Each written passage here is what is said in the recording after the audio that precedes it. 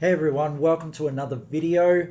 I just got some deliveries in and I wanted to share them as part of something that I've been meaning to do, and that's talk about investments that are more affordable for the everyday person out there that's not looking to buy alpha boxes or first set boxes at those huge prices.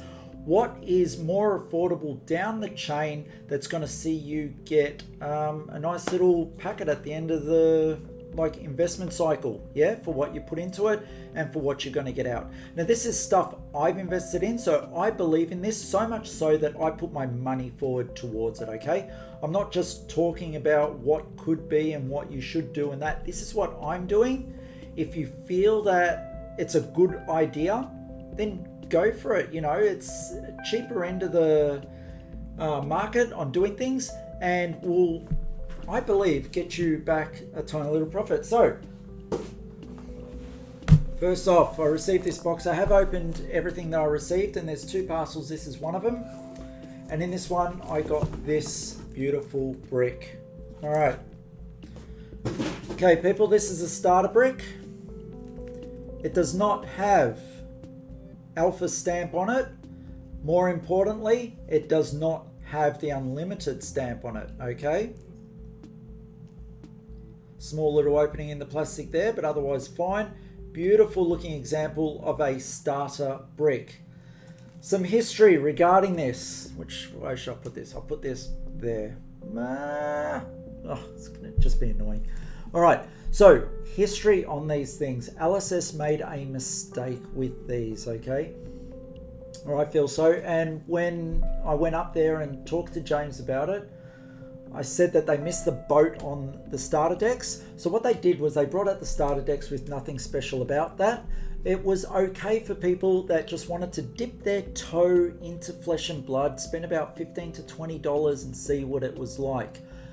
Most players, when they went into this, just bought the booster packs as they were instructed to do by other players and just build your deck from there. You know, spends the, at the time, $100 or $120 to get a full booster box and make like a deck out of it, and not so much buy these. So what happened with these?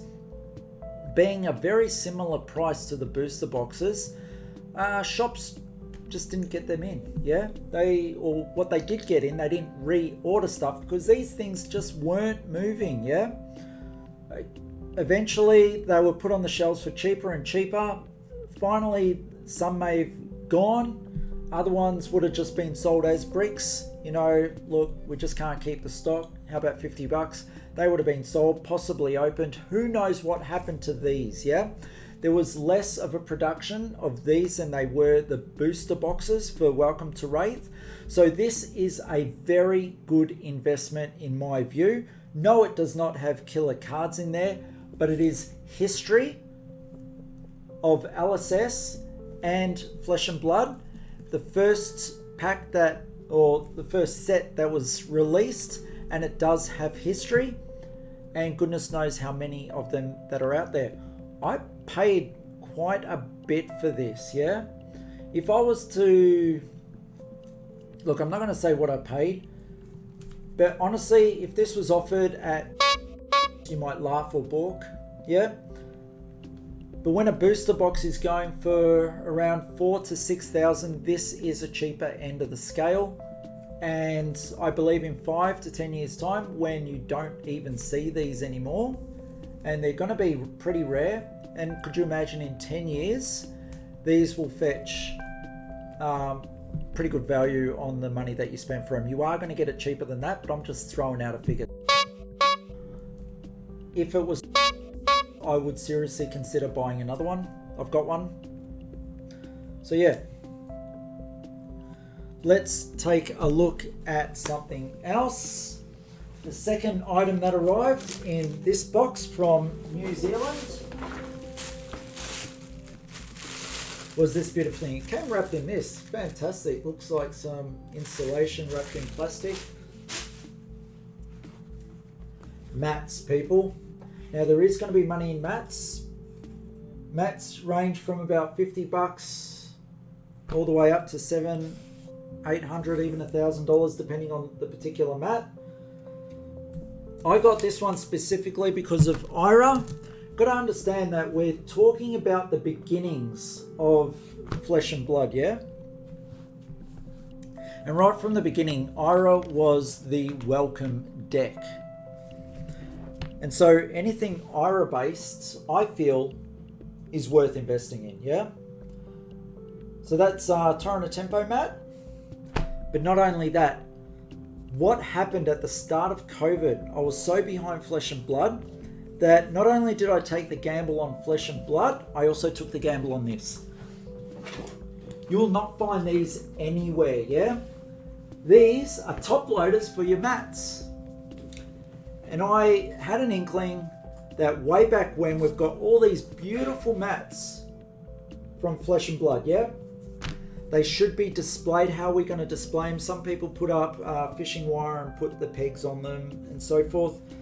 But I wanted to display this. And I had Luke Fletcher's mat, glint mat, signed by all of the LSS team. And we are so proud of that mat. We have it up on the wall as soon as you walk into the gaming area. That's the first thing that hits you right under the TV is that glint mat signed by the LSS crew.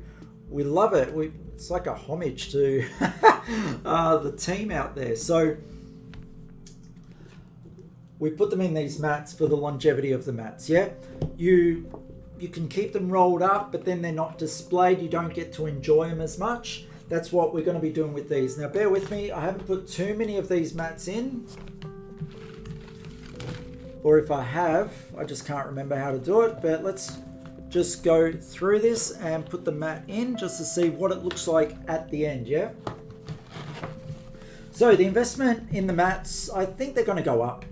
Like, this is just me. If you want to invest, do what you want to do.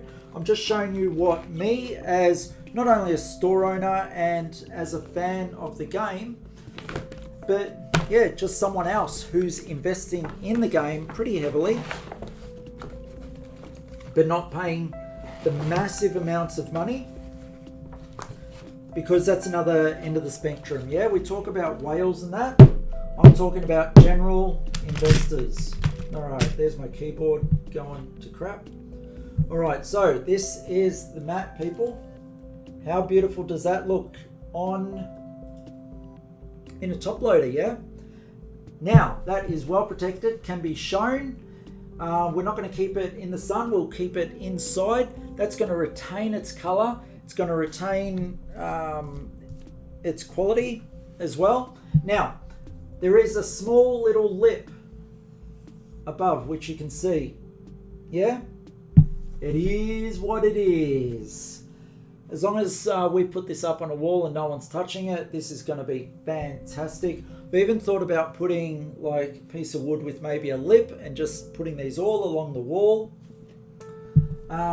It may not ever come out of this mat. So that's really what I wanted to talk about today.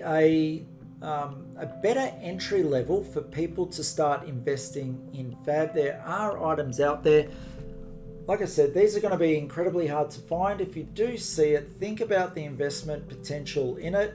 And if you don't want it, get in touch with me. Tell me where it is, because most likely I'll be trying to buy these as well, yeah? In regards to the mats, they're always up for sale, different people. Just be wary in regards to which mats you are getting. Not all mats are created the same. So just do a little bit of history in regards to the mat that you like. And if it's for investment purposes and not for play, do some homework in regards to it and do your own speculation.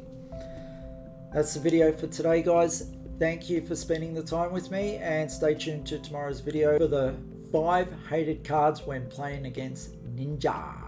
All right, see you all.